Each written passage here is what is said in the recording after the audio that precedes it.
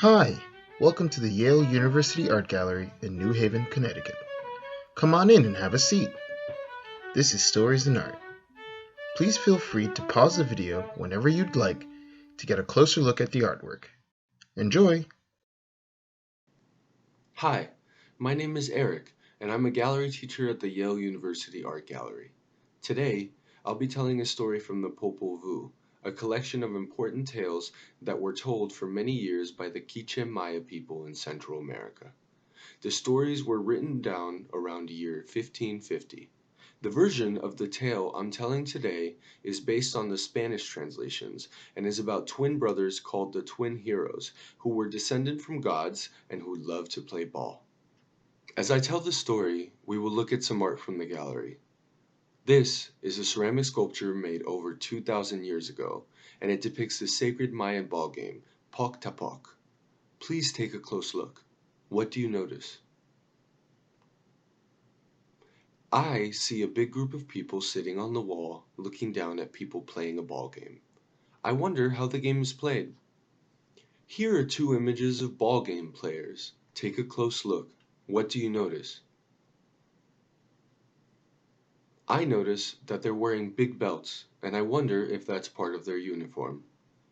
As I tell the story, keep looking to see what else you notice.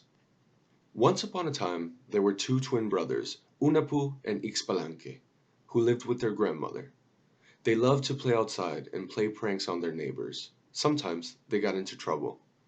Their father had been a great athlete, but their grandmother had hidden his sports equipment until the boys were old enough to play. She worried that Unapu and Ixpalanque would make too much noise and get in trouble if they found it. But one day, the brothers snuck into the attic and found their father's sports equipment. "What's this?" asked Ixpalanque. "Oh, it looks like the hip pads for a ball game," said Unapu. "This must be our father's ball. Let's go play." The twins went outside and they started playing, imagining that they were in a stadium full of people.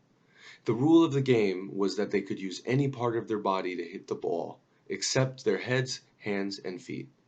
The ball was made of rubber, so although it was heavy, it bounced. Sometimes the ball flew so fast that the twins had to wear protective gear around their heads and hips, and sometimes even over their chests.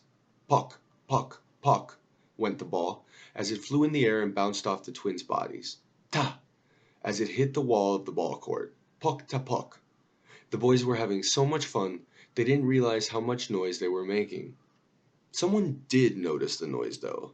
The lords of the underworld, who were underground near where the boys were playing, heard every pock to pock, as the ball bounced around. It was so loud and so annoying, they thought they'd have to stop the boys from ever playing again. The lords of the underworld decided to trick the brothers, to stop them from playing the noisy game. They sent a mosquito up to the earth to deliver a message to Unapu and Ixpalanque, inviting them over for a ball game. The invitation sounded friendly, but the lords were planning to trap the boys, and to steal their ball and protective gear so they could never play again. When the boys received the invitation, they knew they couldn't refuse, but they realized they'd have to outsmart the lords in case this was a trap. Fortunately, they were well prepared. The boys were clever, and they had lots of experience playing pranks on their neighbors. Best of all, they had inherited some magical powers from their father. They could talk to animals, and they were so strong that almost nothing could hurt them. They said goodbye to their grandmother and set off for the underworld. When they arrived, the lords were waiting for them, ready to test them and stop them from ever playing the ball game again. The lords greeted the boys. "Welcome to the underworld. Take a seat," smiled one of the lords. He pointed to a cozy-looking chair, but the twins knew it was really red-hot metal.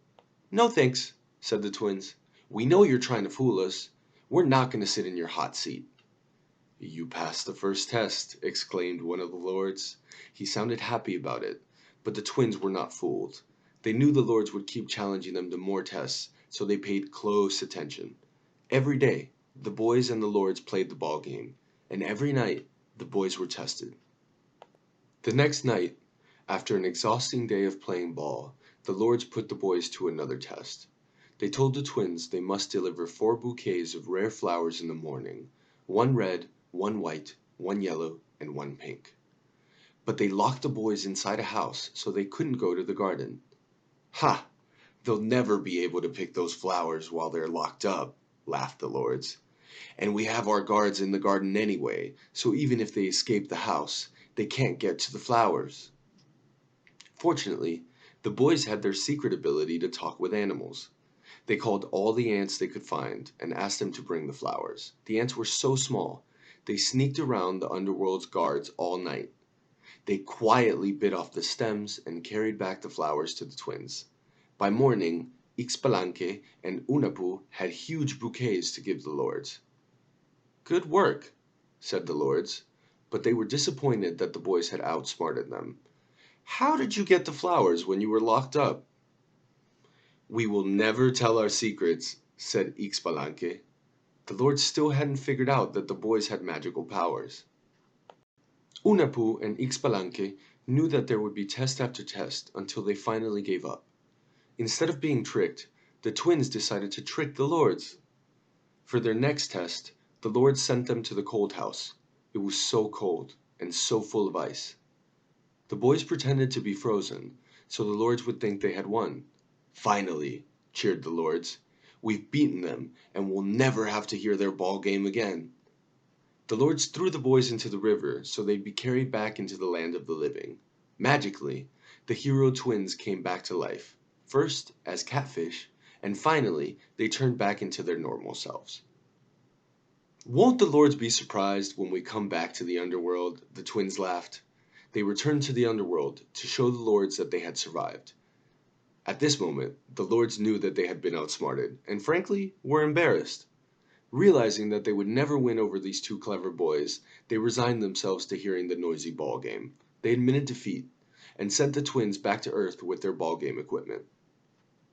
Back home with their grandmother, the boys built ball courts in every town in the world, and the game became a tradition that is still played today. The end. In the story, the boys build ball courts in every city. Where would you want a ball court in your community? Try drawing a design of what your ball court would look like. What would the protective uniforms look like? Use paper and pencil and draw what you're thinking of. We hope you have fun.